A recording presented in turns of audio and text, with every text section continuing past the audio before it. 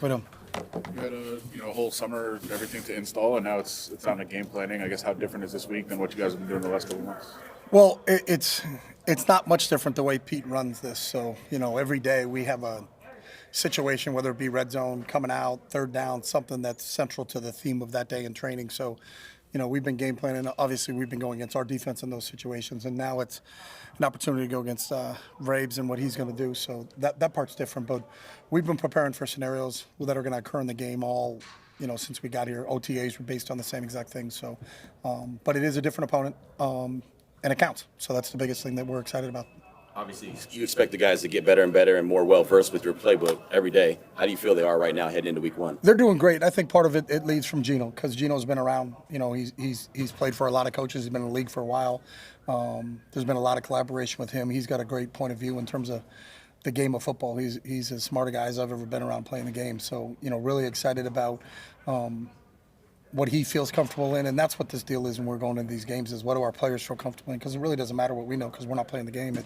It's really how does Gino feel in terms of the game plan, and he has a lot of input on it, and so we'll kind of roll from there. For you as a coach, what's the difference feel being coaching on the sideline and coaching in the booth? That's a great question. I think you can see the game better from the booth, and I think you can feel the game better from the sideline. So, I think sometimes you can't tell that, hey, that corner looks like there's something wrong with him because he's in front of you and you're watching him. He looks like he's limping a little bit. You may not see it. It's a little bit more sanitized when you're up top. You're just kind of seeing how they're deployed. Is it a 7-man spacing or 8-man spacing with the front? What are they playing coverage-wise? Are the corners playing inside leverage, outside leverage? Sometimes when you're on the field, you can't see the leverage of the corner on the other side. He looks like he's 6 or 7 yards off, but is he inside or outside? So I've always felt like that. I think you can see the game better from up top, but I think you can feel the game better from the field. Chip, we've seen Dante Thornton, really come on strong this whole time since he's been here and carve out a starting role for himself. How much have you seen him grow just from the time that you met him in OTAs to now as you're getting ready for week one? Yeah, I think he was a good product coming in, and obviously our personnel department, and really Pete was the guy that kind of fell in love with him watching the tape, and felt the same thing. As I said earlier, there aren't many people that tall and long that are that fast, but I've seen him really embrace every day, and just, I don't think he was thinking about starting or anything. He was just thinking about coming here every day he got in the building can I be a little bit better today than I was yesterday? And you saw him grow on a daily basis. Now, obviously, the next jump is he's played in 3 preseason games, but the preseason games and the regular season games are different. But, I expect, and I think he expects, and I think everybody here expects for him to play really well on Sunday, because we always believe that you're going to play on Sunday the way you trained, and I think he trains at a really high level right now. Chip, it's been 9 years since you coached on an NFL sideline. How exciting is that for you personally to be back on that? And then how much do you think the game's evolved? Oh, the game's definitely evolved. I think that's a great question. And the first part, I'm really excited. The one thing about the NFL is it's the best in the world. And to go against a Mike Vrabel coach team. Mike did an unbelievable job when he was at Tennessee. He's a defensive guy. His teams are always going to be really well prepared. And so we got our work cut out for him, and that's the beauty of it. It's competition at the highest in the game I love. So, I'm excited to see how our players go perform. Chip, you guys have brought in Amari Cooper. And looks like that's no longer on the table. Does that change anything, or was he here not long enough? Well, I feel because he's he's a talented player now, but he called Pete this morning and had a good conversation with Pete, and I think he's just done playing. But you could still see the talent was there. But we still have today, Thursday, Friday, Saturday's practice session before we have to finalize who was up and who was down, and we hadn't made any final decisions on was he going to play in the first game or not in the first game. He was training with us and got reps and all those other things, but it was a matter of, usually I think for everybody, you're not making your final 46-man roster or 48-man roster until Saturday anyway, so we hadn't had any discussions. We said we were going to go through Wednesday, Thursday, Friday, Saturday, and then we determined who was up and who was down. So, it's unfortunate because I think the world of him. I think he's a heck of a football player. He's had a heck of an NFL career, but he knows in his heart what he wants to do. So I wish him the best. I've always been a big fan of his. Outside of Jacoby, this is a young wide receiver group. Yeah. That's probably good and bad, whatever, all those things. But how do you feel about the young wide receiver? I feel good. And I think part of it for me, my comfort level as a coach is Gino is there. So having a veteran quarterback, I think if you had maybe a bunch of young wideouts and a young guy pulling the trigger, you got a rookie at the running back spot. That's a little bit different. But I think the fact that Gino's there, that Jacoby's there, Jacoby's, has got a lot of reps, and then there's a lot of experience at the tight end spot. So we feel pretty good about some positions. But the other guys, that's what this league is. There's going to be certain spots where no one's totally set in their depth at every position and got veterans playing everywhere. It just doesn't happen that way. There's some positions you feel really good about. Other ones you feel good, but you're not sure until you get them in a game. And so that's what I'm excited about, those young guys getting a chance to go play in a game. Talk about the trust that Gino brings. You've been working with him obviously this whole offseason. Out behind him, these guys that just got here. Yeah. Obviously the plan is Gino just be healthy and play the whole game, but how comfortable are you going into the game knowing that, you haven't had those guys very long behind him? No, that's just the NFL. That's just the way it works. Obviously, losing Aiden, who had experience in what we were doing because he was here through all of OTAs and everything in the offseason. Losing him in that Cardinal game hurt. But Kenny's played in games. That's the one thing you feel comfortable with Kenny is that he's played in games. Now he's still learning the terminology. He's worked extremely hard, but he's got varsity. I mean, he's got NFL reps underneath his belt. So if that has to go, then we have a plan when Kenny goes in the game. What he feels comfortable in and what our offense is going to be. But if we can keep Gino upright, then that would be a good thing for us. Obviously, the Patriots. So go ahead. Obviously, the Patriots have a new staff, but what sticks out to you about the front seven that they have on defense there? Yeah, really formal. I think that, there may be 9 new starters on that defense. So a couple of them. Barmore was there before. Milton Williams is coming off a Super Bowl. Harold Landry is a player that everybody in this league knows about. So I think, the strength of their defense is going to be that front seven, and that's what you got to be prepared for. But the game of football is always one up front. It's a battle of the offensive lines and the defensive lines in this league, and when you're really solid at you got a shot. So I think that battle between our O line and that front is going to really tell you what's going to go on in this football game.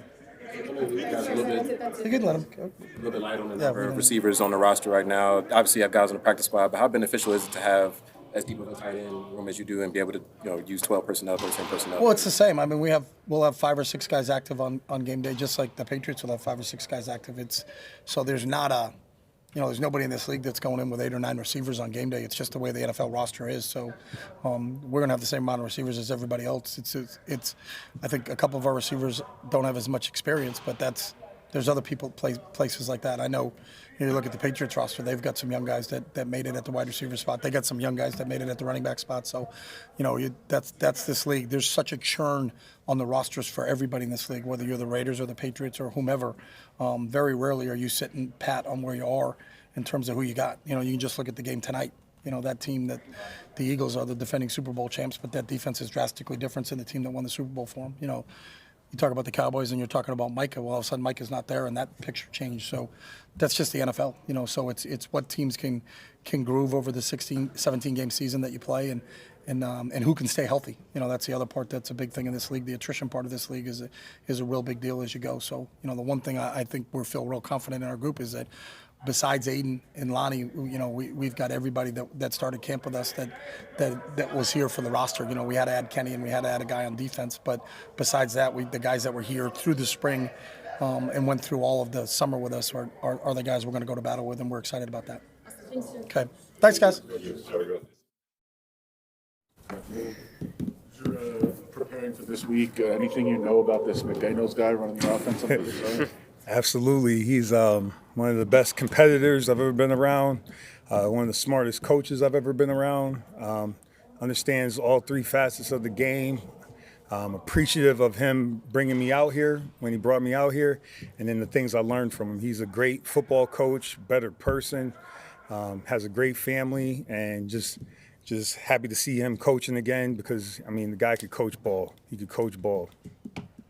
How different is week 1 preparation when you don't have as much game film to go on with the personnel they have compared to maybe later on in the season? It's different, but each week is the biggest thing about our league is you got to know the people. So again, aside from a rookie, but even then you got to look at his college tape and try to have an idea. They have the 2 guys over there on our defensive right.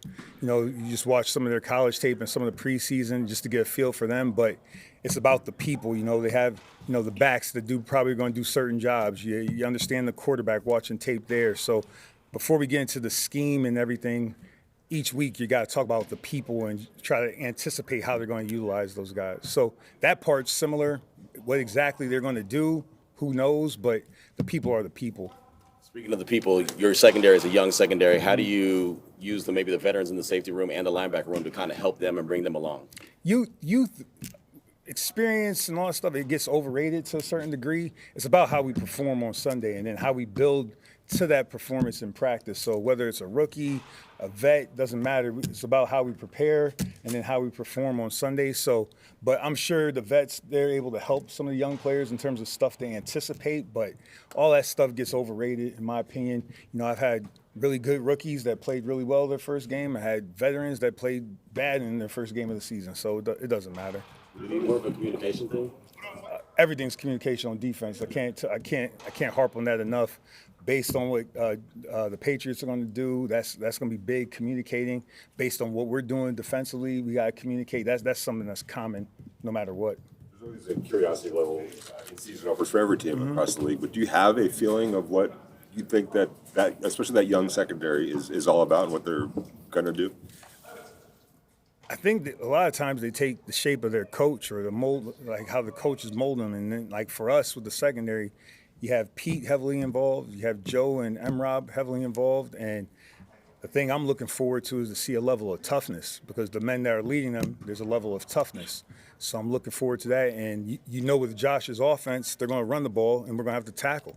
So we'll find out, you know. But again, the feeling, I'm trying not to do this based on feelings. It's based on how they're performing in practice. Because practice is everything.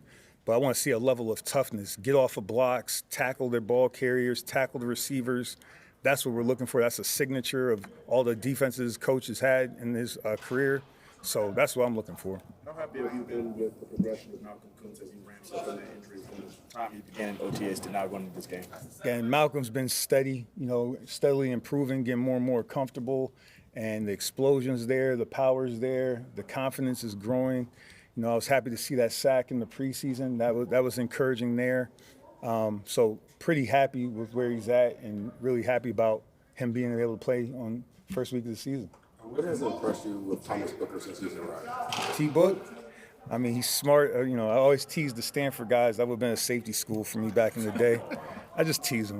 Now, my position coach from college informed me I would not be able to get into either one of those schools right now based on my grades. But smart player, really strong, plays with good balance, and his hands come straight from the ground up. That's all encouraging right there.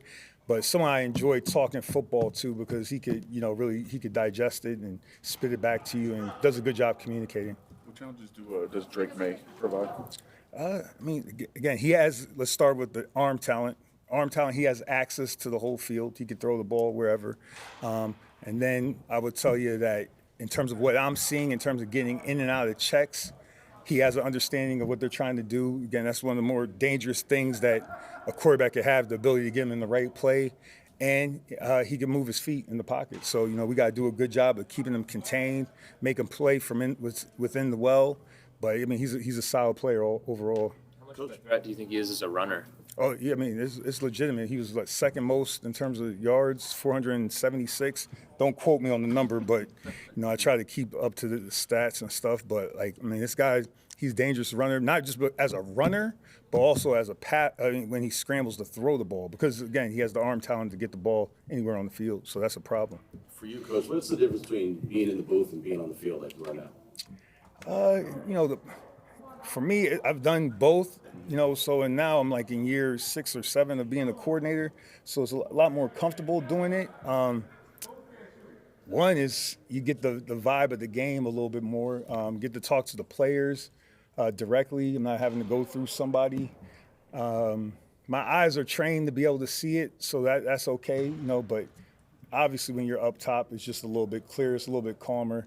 I have a Coke in my hand, you know, Diet Coke in my hand. Okay, I don't. It's a real Coke. I'm sorry. It's a real Coke in my hand. I could have a Snickers in between. I mean, none of that stuff is happening. And if I do, they'll catch me on camera.